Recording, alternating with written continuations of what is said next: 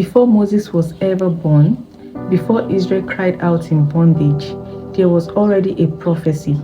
God had already spoken it over 400 years earlier in the book of Genesis chapter 15 verse 13 to 14. God had already told Abraham that his descendants would be strangers in a land that is not theirs.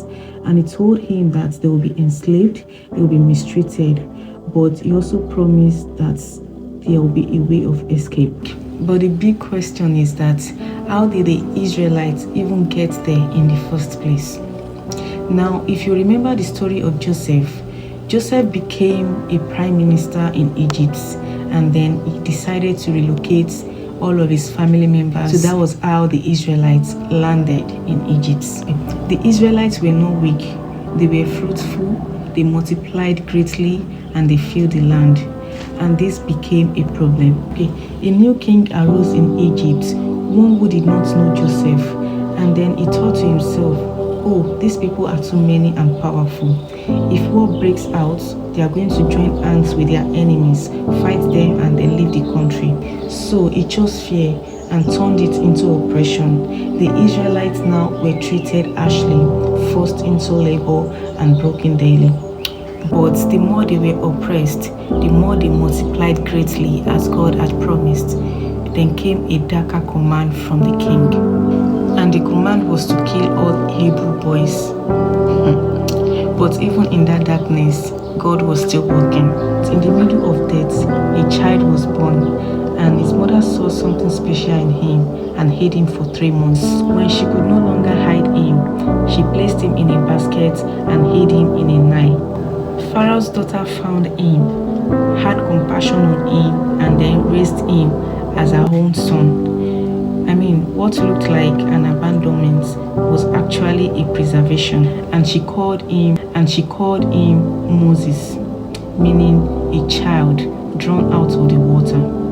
Now the house that wanted him dead became the place that raised him and shielded him. If God puts hand or mouth in your matter, even your number one enemy will favor you and bless you.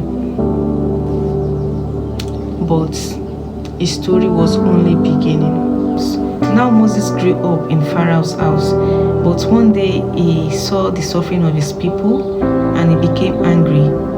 Out of anger, he killed an Egyptian when no one was looking.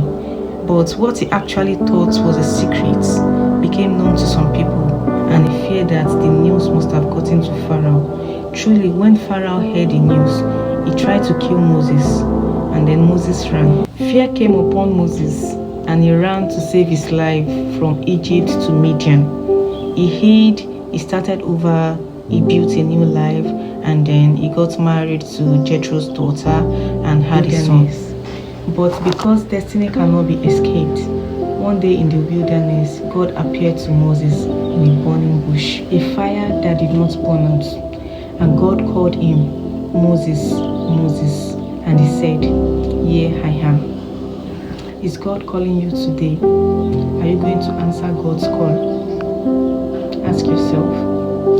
And God told Moses, "I have seen the suffering of my people, I have heard their cry, and I have come down to deliver them." Then God said something unexpected. "I am sending you." Moses replied, "Who am I?" Just like many of us would reply today. Who am I? Why are you sending me? I am not ready. How can I go? Excuses. But God answered simply, "I will be with you." You don't have to be perfect. You don't have to be qualified. God can use anyone. God can use you. Even someone who ran. Even someone who failed. But the big question now is, will you answer him when he calls?